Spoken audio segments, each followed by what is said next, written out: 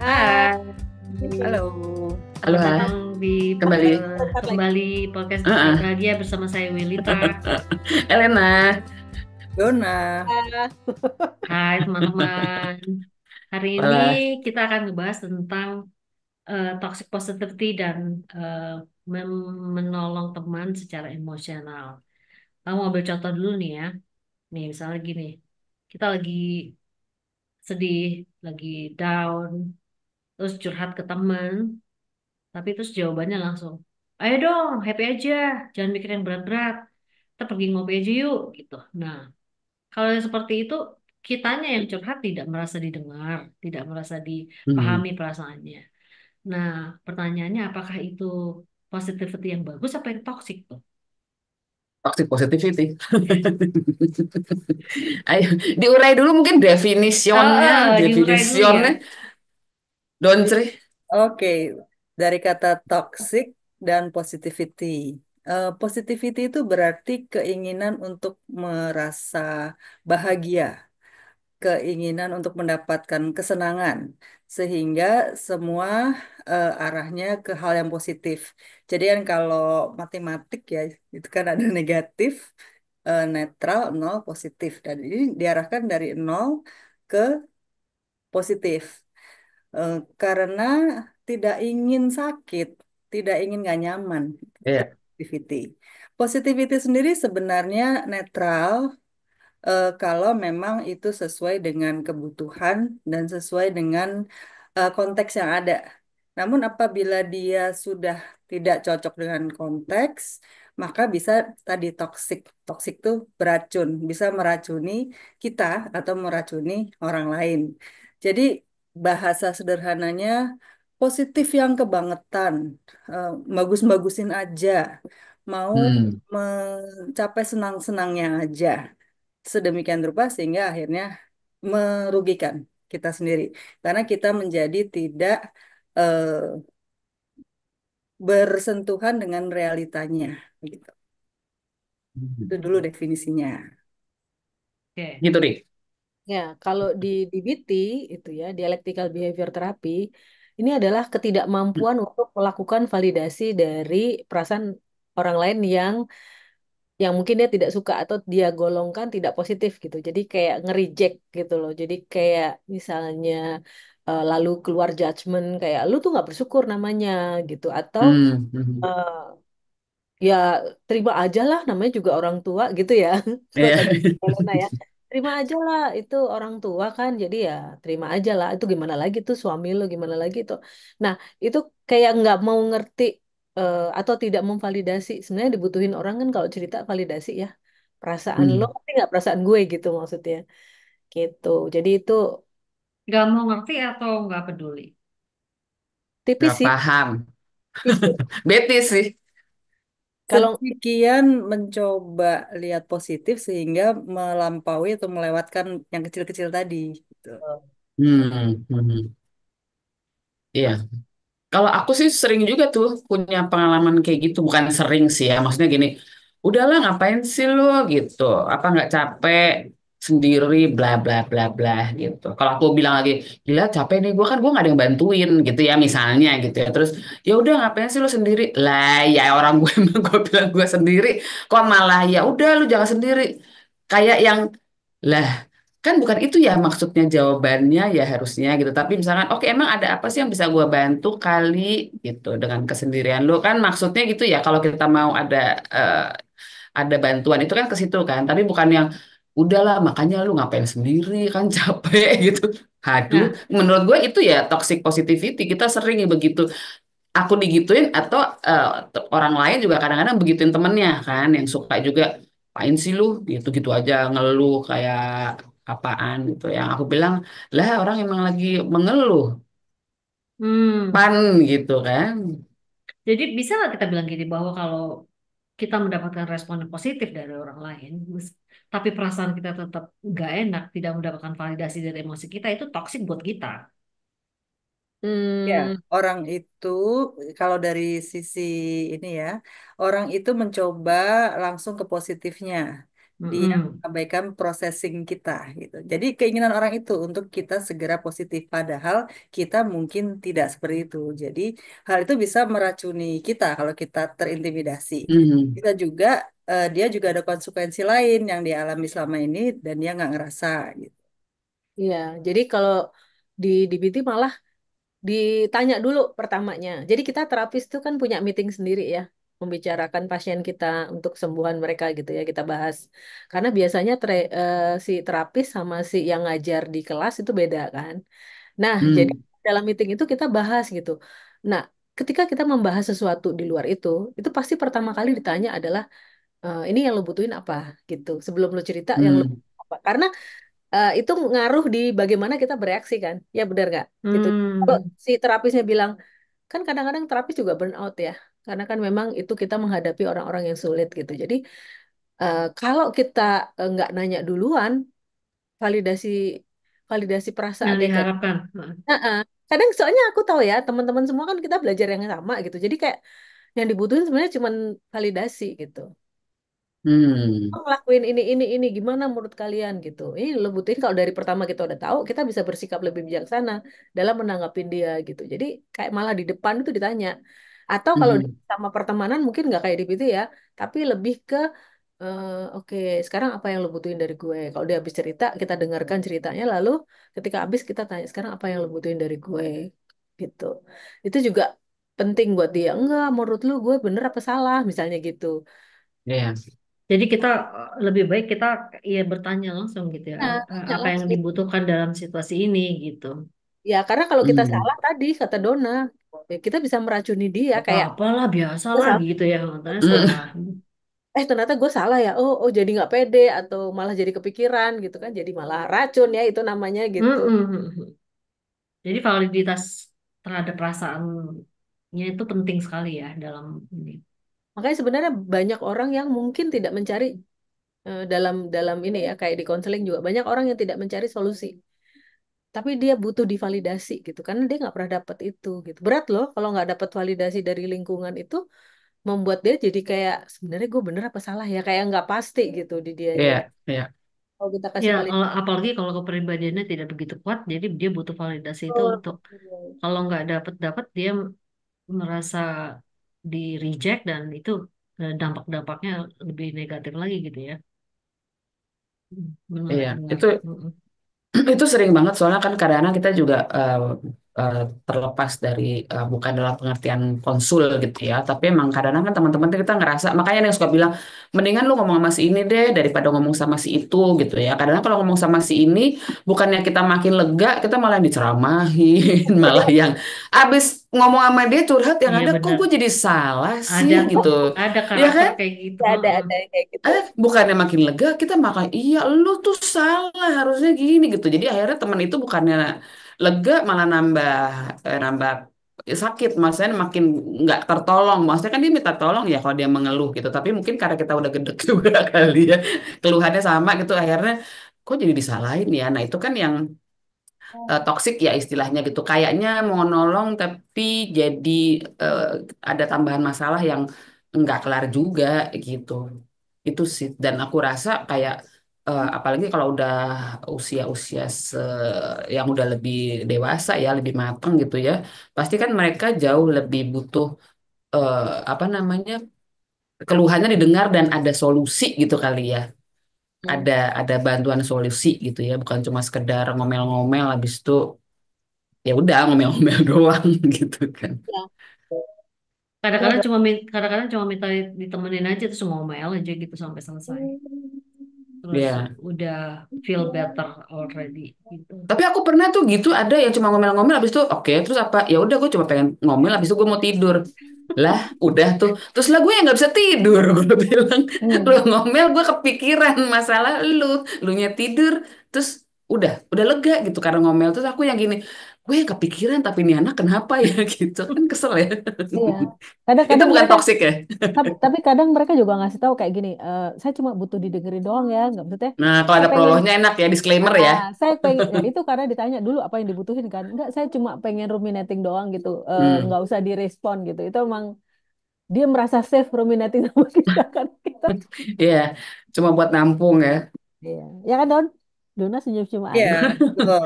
Jadi memang sebagai teman kita perlu kenali tipe teman kita ini dan kebiasaan-kebiasaannya. Misalnya di dalam konteks teman ya. Jadi apakah Mm-mm. dia memang tipe yang mau istilahnya nyampah aja gitu secara emosi ya.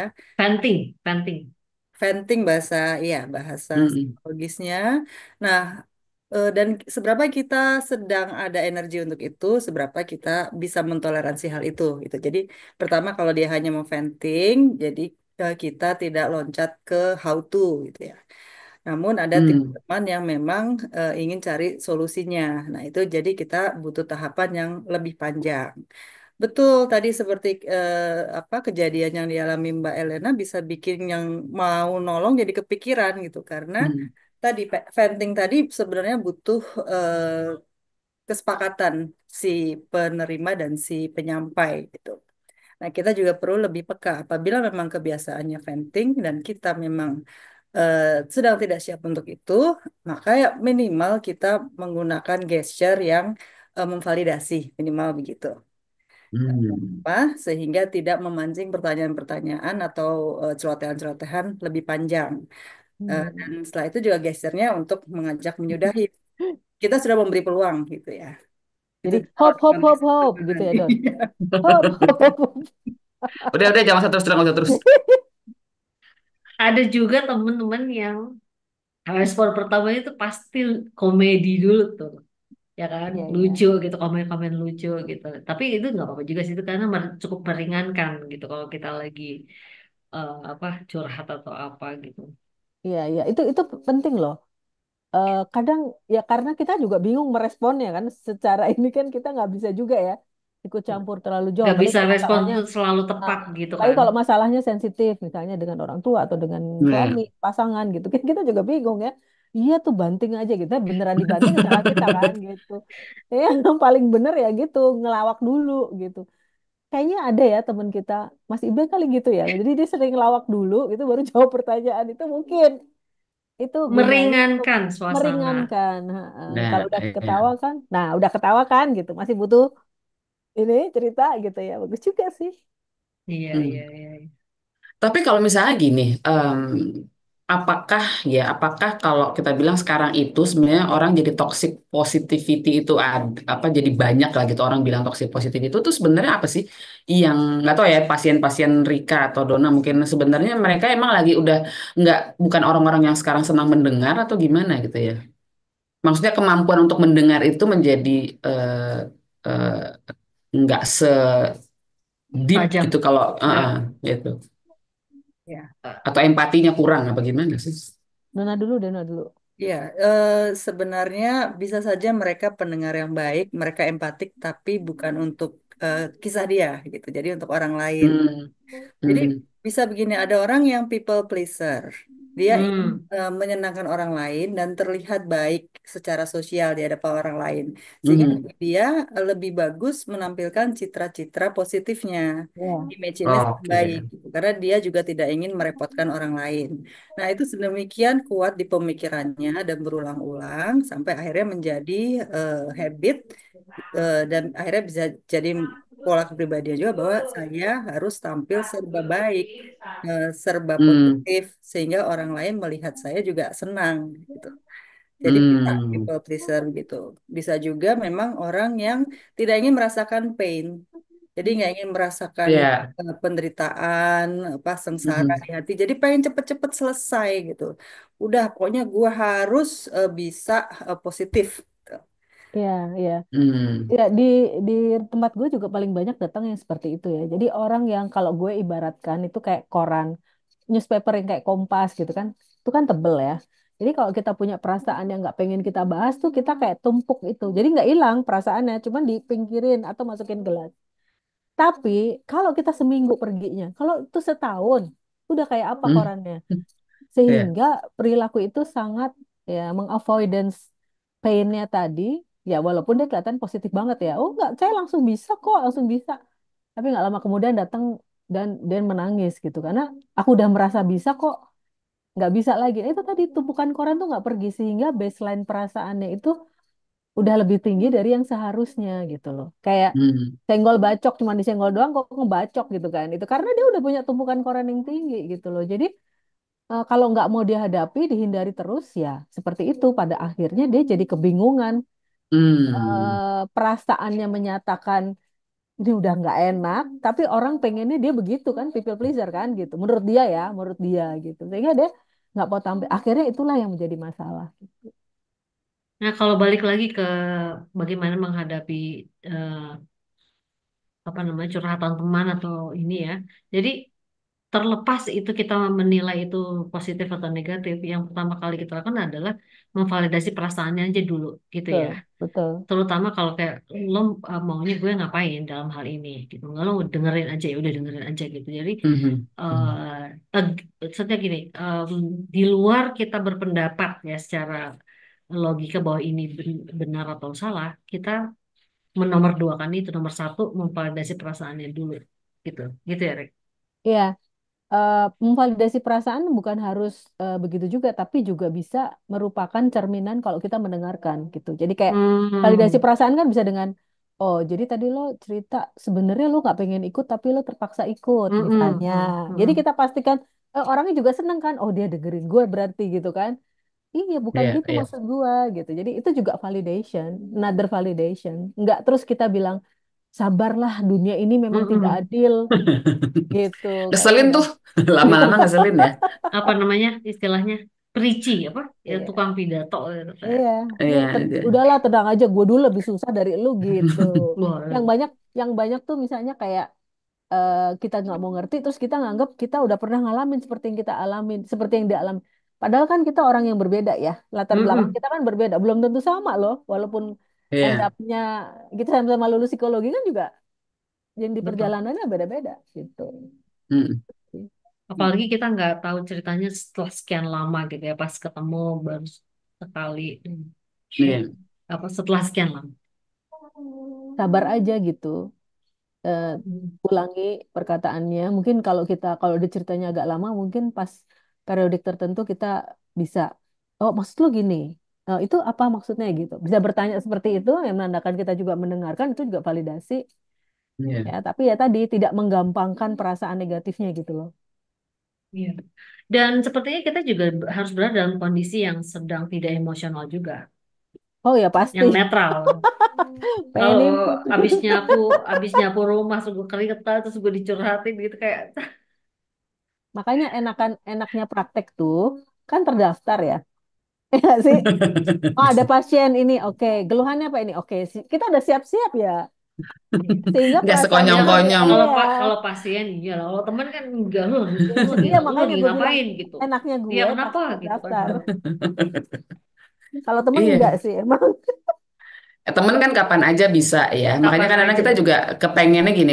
Maksudnya pembicaraan ini adalah gimana caranya membuat temen happy, tapi kita juga kalau yang dicurhatin happy. Atau kalau kita lagi pengen curhat, mbok ya juga kita bisa membuat orang yang jadi tempat curhat kita juga jangan membuat dia juga jadi kepikiran atau membuat dia nggak happy kan gitu kan ujungnya Iya. kita eh, saling sharing ini kan sebenarnya kepengennya kalau orang punya masalah eh, ada way out-nya, either itu cuma melepaskan tegangan, kecemasannya, kemarahannya, atau mendapatkan solusi. Karena kan balik lagi kan ada yang memang cuma buang sampah aja gitu, ngomong nggak perlu solusi gitu. Jadi kayak apa sih kalau bukan win-win solution ya, tapi everybody's happy tanpa harus abis itu kepikiran terus nyebelin gitu kan.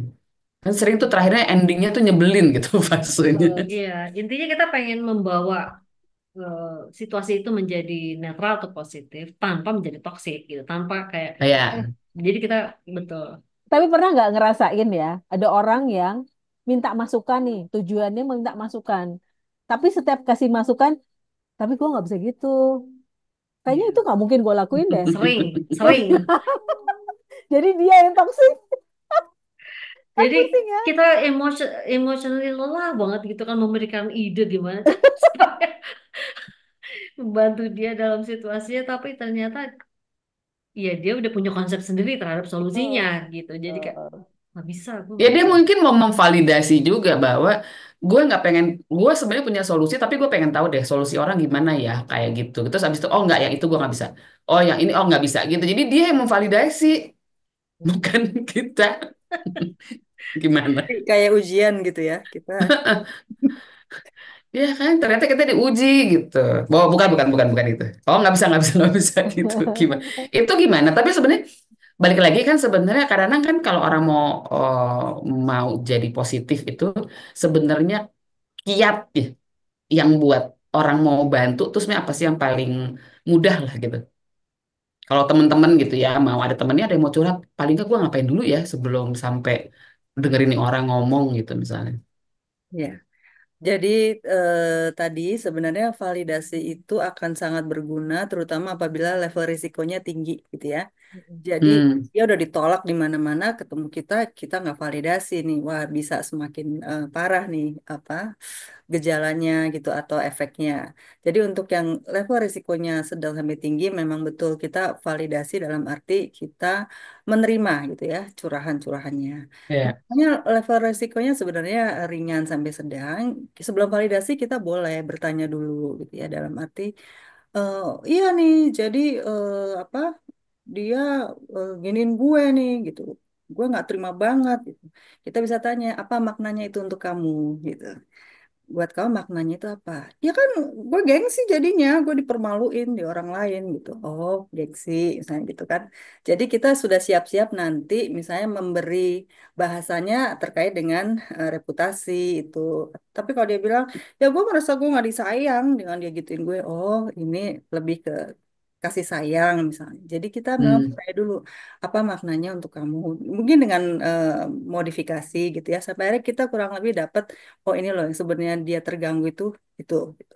hmm, Terkadang kita gali satu dua tiga pertanyaan yang serupa itu dia udah terbantu ya jadi dia butuh venting aja dia udah tenang hmm, oke hmm, deh gitu udah kita cukup situ aja gitu tapi kalau setelah itu dia terbuka untuk melanjutkan nah kita juga bisa melanjutkan tadi kan sekarang mau dilihat toksik atau enggak toksik itu adalah tidak sinkron dengan datanya misalnya hmm, dia bilang semua orang tuh suka sama gue gitu. Nah, kita hmm, sambil melihat sebenarnya yang suka itu apa benar semuanya atau cuma satu atau dua gitu. Jadi membantu dia untuk kembali objektif. Siapa aja yang suka sama lo, sini nih. Ada nggak yang kurang suka kalau gini? Nanti dia sebut, oh jadi ada yang suka, ada yang enggak ya, misalnya kita bilang gitu. hmm, Yang lebih mengganggu lo yang mana gitu. Jadi kita juga bantu agar orang ini objektif dengan mengumpulkan data-data yang memang menunjang apa yang dia pikir dan juga boleh mencari data-data yang memang tidak selaras dengan apa yang dia pikir, kita ajak dia hmm. memproses gitu. Ini jawaban CBT nih pasti. Ya, ini Ya kan? jadi kalau tadi kan Rika pendekatan DBT. DBT. Kalau ini DBT. salah satunya. Tidak harus demikian ya. Kalau tadi juga modelnya memang dia risikonya tinggi, ya kita hadir aja. Kita hadir aja udah. Itu jadi Hmm, kita accept apa situasinya. Itu juga membantu. ya, Gitu Mbak. Jadi kalau aku sama kayak Dona ya, intinya adalah ya pertama aku dengarkan dulu, kemudian pasti aku tanya. Ini sekarang setelah ngerti pasti aku tanya, kamu hmm, kamu perlu apa dari saya gitu. Semua pasien juga gitu aku tanyanya. Terus kayak aku butuh duit, nah udah selesai gue ngomongnya kalau kayak gitu,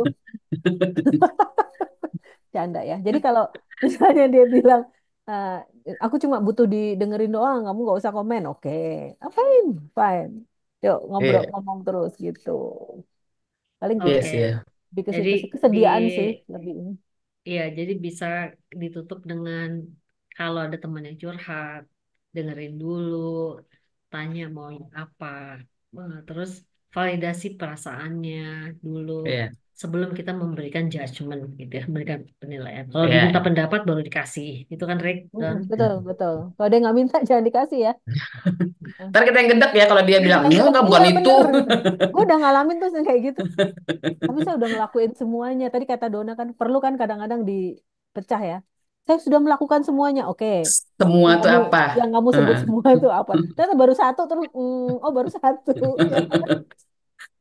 gitu ya. Dan kita Iya, kadang-kadang terjebak dengan pikirannya sendiri gitu loh. Betul, betul, iya, iya, betul. betul. Oke. Selalu semua gitu tuh kan kadang-kadang tuh ya, sesering mungkin yang berapa banyak. Ya dua kali cuma gitu. Pokoknya si yang paling-paling deh, paling tahu, paling udah pernah, paling susah, paling ini gitu ya. Tuh. Terima kasih teman-teman. Oke, Sampai ketemu di topik-topik berikutnya.